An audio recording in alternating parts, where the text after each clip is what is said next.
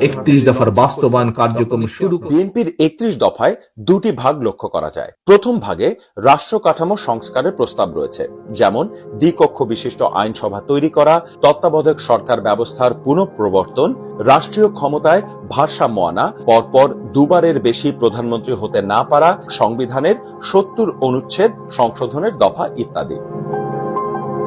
দ্বিতীয় ভাগ রাষ্ট্র কাঠামোর সঙ্গে জড়িত না হলেও তা দৈনন্দিন জীবনে মানুষের অর্থনৈতিক ও সামাজিক অবস্থানের সঙ্গে সম্পৃক্ত। উন্নয়নশীল দেশগুলোতে স্বাস্থ্যসেবা, শিক্ষা, দ্রব্যমূল্য, চাকরি, মজুরি ইত্যাদি মৌলিক বিষয় এখনো নিশ্চিত না হওয়ার কারণে রাষ্ট্র কাঠামোর সঙ্গে সঙ্গে এসব বিষয়ে নজর দেওয়া জরুরি।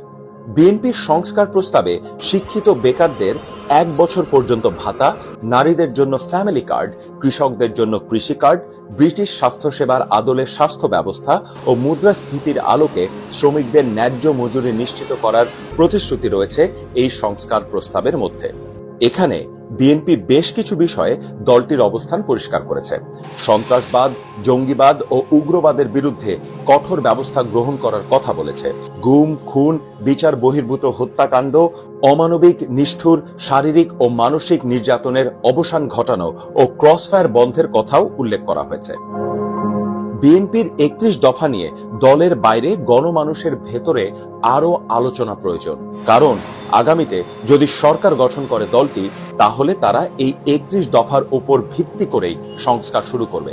তাই জনগণ এই বিষয়টিতে যত বেশি সম্পৃক্ত হতে পারবে, তত দেশেই মঙ্গল হবে। এমনকি বিএনপি যদি তাদের এই সংস্কার বাস্তবায়ন না করে, তখন জবাবদিহি চাইতে পারবে জনগণ। এই 31 দফাকে বাস্তবায়ন করতে সক্ষম হব।